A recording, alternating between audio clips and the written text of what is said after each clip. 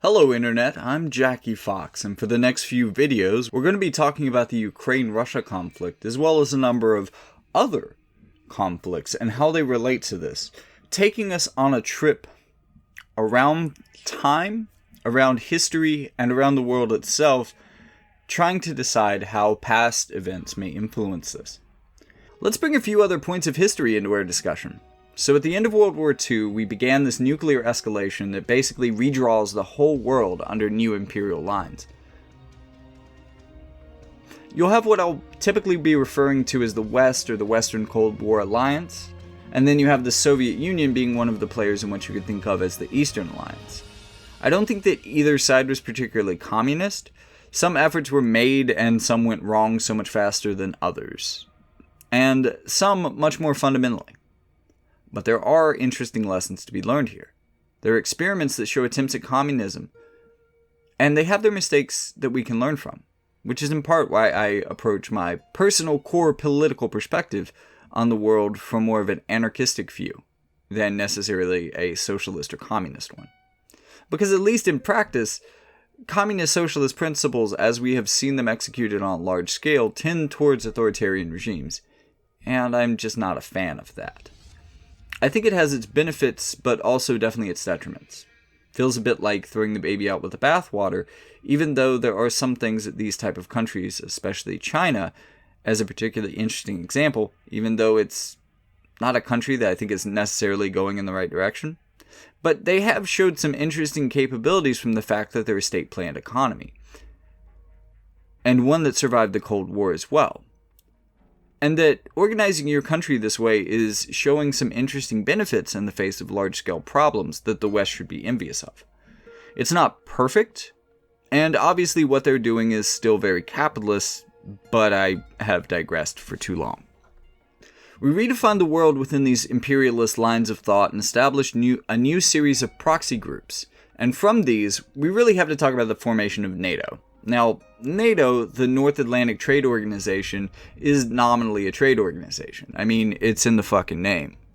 Couldn't be much clearer about that, except that it never really was intended to be this. And you can tell from the way that we're talking about it in the context of Ukraine. Like, when have you heard NATO referenced in the context of trade in the last year? No. It's also a defensive military alliance designed to stop the Eastern Alliance from taking any more ground. This brings us to what the Cold War really was, and why there weren't necessarily heroes on either side. It was two empires fighting for the control of the world. But because NATO, and because of nuclear weapons, this played out in a way that I think many people are forgetting right now. Or perhaps that many in generations like the millennials and younger never really lived with the threat of the Cold War in their adult lives in a meaningful way. Right now, a lot of people are reminding us of this, and I think it's an important point worth repeating that nuclear war is still a serious existential threat to mankind. Due to this, the Cold War had a very different flavor, and that stems from this collective agreement that we don't want to push this imperial pissing match to extinction, or trigger that series of events. So because of that, direct military confrontations between different groups of countries, especially NATO, we're basically dancing around NATO because this alliance was so effective, that NATO nations couldn't get involved in the conflict directly against nations like Russia, because if any one of them were to do so, it would draw them all into the conflict, and suddenly you have the potential for worldwide extinction. This way of thinking leads into the nature of the Cold War itself, a binary conflict in nature that played out predominantly through proxy wars in states less central to the conflict, and often by nature not as directly connected to the two empires that were fighting it out here, using the more neutral citizens of the world and their countries as our human shields, while committing horrendous war crimes on both sides, leading to numerous series of escalations that could have easily led to our extinction had one thing played out differently. And while we're traipsing through time, there is an important proxy battle that was fought that I think really bears discussion in relation to this, and that is the Russian invasion of Afghanistan. This isn't so much a story about Russia, though. It's a part of Afghani history that's still playing out today, even though it started in the 1970s. In 1973, An Afghan coup d'etat was led by Army General and Prince Mohammed Daoud Khan against his cousin, King Mohammed Zahir Shah. This happened on July 17th and resulted in the establishment of the Republic of Afghanistan under a one-party system led by Daoud. For this coup, Daoud led forces in Kabul along then Chief of Staff General Abdul Karim to overthrow the monarchy while the king was abroad in Italy. King Zahir Shah decided not to retaliate, and he formally abdicated the throne on August 24th, remaining in Italy in exile, ending more than 2 centuries of royal rule. At the time, this was described by staff in the United States National Security Council as a well-planned and swiftly executed coup. In 1978, the Communist People's Democratic Party of Afghanistan seized power in what was called the April Coup, or the Tsar Revolution, against then-President Khan. The PDPA declared the establishment of the Democratic Republic of Afghanistan, with its first leader being named as People's Democratic Party General Secretary Nur Muhammad Taraki. The coup marked the end of the power of the Barakzai dynasty after 152 years. The revolution was initially welcomed by people in Kabul who had been dissatisfied with the Daoud government. This revolution was ordered by the PDPA member Hafizullah Amin, who would become a significant figure in the revolutionary government. At a press conference in New York in June 1978, Amin claimed that the event was not a coup, but a revolution by the will of the people.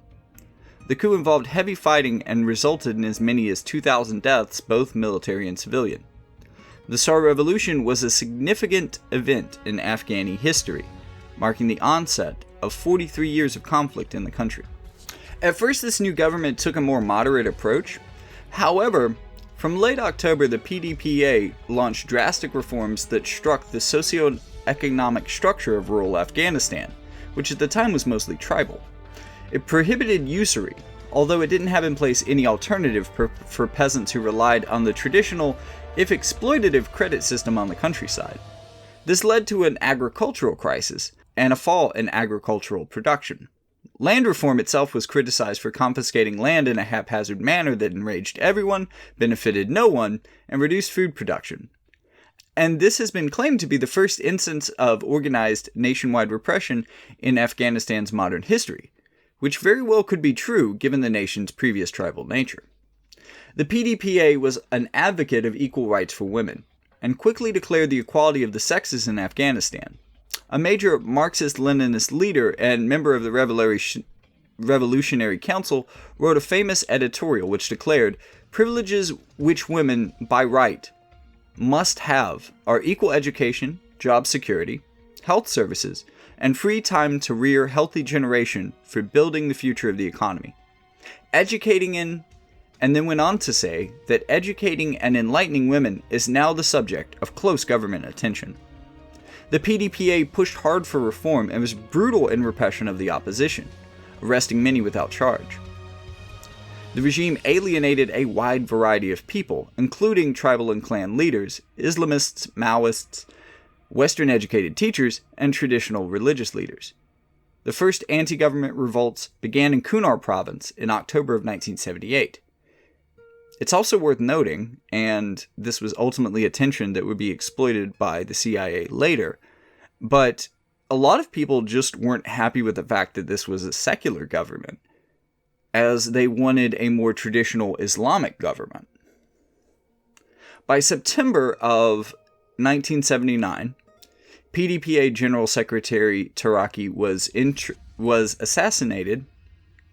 General Secretary Taraki, which again is like their president, was assassinated in an internal coup orchestrated by Amin, which is his second coup for those keeping track. And he then assumed control of the People's Democratic Party. Amin was known for his independent and nationalist inclinations, but was also seen by many as a ruthless leader. He has been accused of killing tens of thousands of Afghani citizens in national prisons, while cracking down on both opposition and the Parshamites. 27,000 politically motivated executions reportedly took place in a single prison. Afghans generally held Amin personally responsible for most of this repression, while the Soviet Union considered his government illegitimate, discredited, and doomed to collapse in a civil war. They were also displeased with Amin's coup of a government that they had formed a military treaty with under Turaki. And the Soviet army invaded the country in December of 1979, heading for Kabul, killing Amin just 3 days later. A Soviet-organized regime led by Babrak Karmal, but inclusive of both moderate and reformist factions within the country, filled the vacuum. Soviet troops in more substantial numbers were deployed to stabilize Afghanistan under Karmal, marking the beginning of the Soviet-Afghan War. The United States and Pakistan, along with smaller actors like Saudi Arabia and China, continued supporting the rebels, delivering billions of dollars in money and weapons. Lasting 9 years, the war caused the death of between 562,000 and 2 million Afghans, and displaced about 6 million people who subsequently fled Afghanistan, mainly to Pakistan and Iran. This was and is very typical of the US playbook. We saw that tension. We saw a chance to fight Russia in Afghanistan through a proxy. So starting with Jimmy Carter, we started funding a group called the Mujahideen, or essentially those who are engaged in jihad, through the CIA's Operation Cyclone. Yeah. Interesting to know that we did that, right? I mean, especially for people my age, who were born after the Soviet collapse but before 9/11. So when I found this out, obviously I was quite shocked. I was very much politically raised in a post-9/11 America, so my instinct when I hear those engaged in jihad is to think, oh my god, death to America, right? Like, all the terrorism and stuff. Oh my god, worst people in the world. Obviously the most violent extremists. Jihad! Because that was very much the tone politically that I was raised in. So it seems surreal to find out that only like 20 years prior, or even closer to 12 years prior to 9/11, we were funding those engaged in jihad, and that we paid them for nearly a decade. We funded them in 3 waves overseen by various US presidents throughout the 1980s, with our total aid package being valued at around $10 billion at the time, and in doing that, the groups of the Mujahideen expanded. Essentially, it went on a hiring spree, and I mean, holy shit, we were like the angel investors of the Afghan theocratic terrorist resistance. And we didn't care that these people had no interest in establishing a democracy. Although it's worth pointing out that the PDPA was only nominally democratic, it was just another one-party state, really. Their only goal here was to overthrow their own government in order to implement the authoritarian theocracy that we currently decry in the West. Like what we've been saying is humane and unconscionable for 2 decades are their practices, and we gave them the power to have that power of state. We delegitimized a state that cared about equality of the sexes, while that has been one of the biggest ways that we have discredited the kind of theocratic leadership that we ultimately propped up.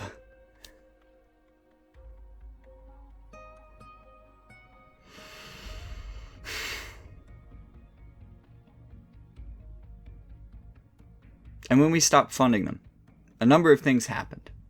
Several groups that were the most committed to overthrowing Middle Eastern governments and replacing them with this sort of strict theocracy formed a movement that would call itself the Taliban. And these were directly formed from the remnants of the Mujahideen. Those who didn't go to the Taliban, many of them were recruited by one of the other financiers. See, it wasn't just that they were getting this money from the government or from the US government. There were also financiers, wealthy financiers from Saudi Arabia, for example. And you may remember one of their names, Osama bin Laden. So Osama says, the US military isn't going to pay you to do jihad anymore. Why don't you come over to my side? I promise I'll make it worth your while. And with that, it would be about 3 years before Al-Qaeda would carry out its first anti-American imperialist terror attacks. And to a certain point, a lot of the connections and funding for Al-Qaeda came in through Saudi Arabia. Not necessarily from what it looks like, from what I can tell without being super politically versed in the religious tensions in that specific area, it seems like the Saudi government probably wasn't involved, but that doesn't mean that groups within the country weren't without official permission from the Saudi royal family. So in order to fight Russia now, you can look at this as a very similar case. From both perspectives, we have similar dynamics here in Ukraine. Essentially, we have Russia trying to come in and overthrow the government, and on the other side, we have NATO forces who can't engage with Russia directly, using all kinds of techniques to arm Ukrainian civilians over the last decade in order to create a proxy war scenario now. And this is also, they don't necessarily have to put their necks on the line. And this decade of lethal aid approved by Presidents Obama and Trump, although both of them allegedly used this aid as a political bargaining chip in one way or another, this era helped the U.S. military-industrial complex by finding homes for a lot of their guns. And in America, we really care about this problem of having too many homeless guns. I'm not saying they weren't given to a good home. I'm just saying that these Javelin missiles we see being used to take out tanks are very expensive. Someone is profiting very heavily from the U.S. sending Javelin missiles. And I'm critical of the military-industrial complex because I think most of the things that it involves itself in, like Yemen, are unjustified. Iraq, Afghanistan, there's plenty of examples of this. But this is what's justified, at least from the perspective of coming to Ukraine's defense. In summary, things have gone really badly for Afghanistan, and by extension the whole Middle East, because the radicals we funded in this proxy war spread and became one of the greatest threats to global peace in the 21st century. But what of the fallout for America? Clearly, our decisions through the CIA can easily be blamed for the rise of Taliban and subsequently ISIS, which formed almost exactly the same way under US funding before escaping our control. So, let's face it, that's a lot of blame. Think about how many countries ISIS expanded into, each one having a reason to distrust us, even when we're there saying we're trying to help. And this provided the motivations for attacks on America since. I'm not saying that things like 9/11 were justified. I'm not saying that retaliatory violence is ever really justified. I'm not saying that terrorism, invasion, or imperialism are ever really justified. But it's not complete insanity that they would target the US in particular. They didn't just pick a country out of a hat and say, okay, we're starting the jihad with the United States of America. So it is. It was, in many ways, that retaliation to the horrible imperial choices made during Operation Cyclone.